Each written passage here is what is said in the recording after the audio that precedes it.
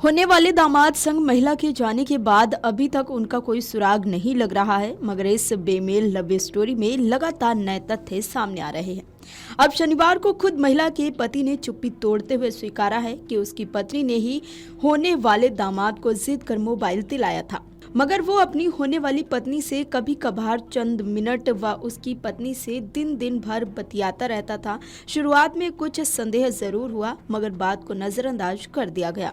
अब सभी बातें सामने आ रही हैं। शनिवार को जब अमर उजाला की टीम उनके आवास पर पहुंची तो उन्होंने बताया कि अब अगर उसकी पत्नी सामने आ गई तो वो उसकी जान ले लेगा। अब उससे कोई रिश्ता नहीं रखना, वो हमारे लिए मर गई।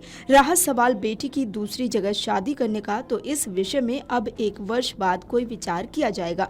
अब तो बस पुलिस से इतनी गुहार है कि वो 2 दिन में उन्हें सामने लाकर उसका 5.5 लाख रुपए के जेवरात व 3.5 लाख रुपए वापस करा दे। रात 10 बजे के आसपास उसने अपने होने वाले दामाद को फोन लगाया। पहले तो वो टाल मटोल करता रहा, मगर जब शक गहराने पर दबाव बनाया तो उसने धमकाते हुए कहा कि तुमने अपनी शादी के 19 वर्ष में अपनी पत्नी का बहुत उत्पीड़न किया है, अब भूल जाओ वरना आपके घर को वीरान बना दूंगा। इसके बाद फोन कट गया। तब से कोई बात नहीं हुई।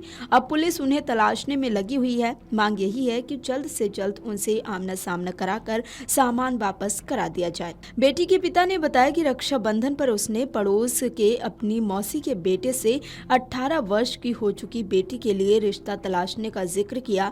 उसने दादू के इस युवक के विषय में बताया। बातचीत चली तो रिश्ता बन गया। युवक ने बताया कि दोनों पति पत्नी लड़का देखने उसके गांव गए थे। पति बताता है कि लड़के का एक बहनोई रुद्रपुर उत्तराखंड में रहता है। जब रिश्ता पक्का हुआ था तब बातचीत में वो पत्नी का नंबर ले गया था। उस लड़के को अपने बहनोई से ही सास का नंबर मिला। उसके बाद उसने फोन पर बातचीत शुरू कर दी।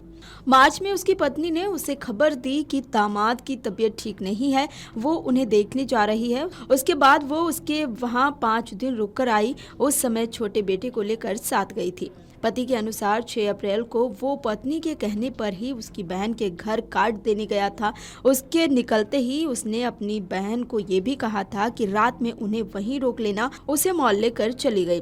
पिता व बेटी ने बताया कि जब उसकी सास से बातचीत शुरू हो गई तो उसने खुद सास से ये डिमांड रखी कि उसका मोबाइल खराब हो गया है, वो उसे मोबाइल दिला दें। पहले तो उसे मना किया गया कि कहा शादी के बाद दिलवा देंगे, मगर युवक की जिद पर उसे इसी माह की 1 तारीख को मोबाइल दिलवाया गया, जबकि मीडिया में ये चल रहा है कि उसने सास को मोबाइल दिलाया था।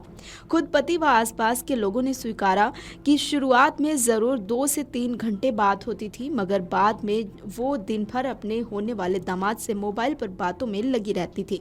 शुरुआत में उसे शक नहीं हुआ, मगर जब ज्यादा बातें होने लगी तो उसे कुछ संदेह भी हुआ, मगर इस संदेह को उसने नजरअंदाज कर दिया।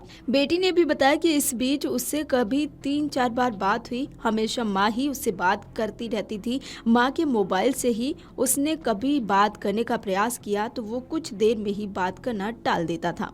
Video desk amarujala.com।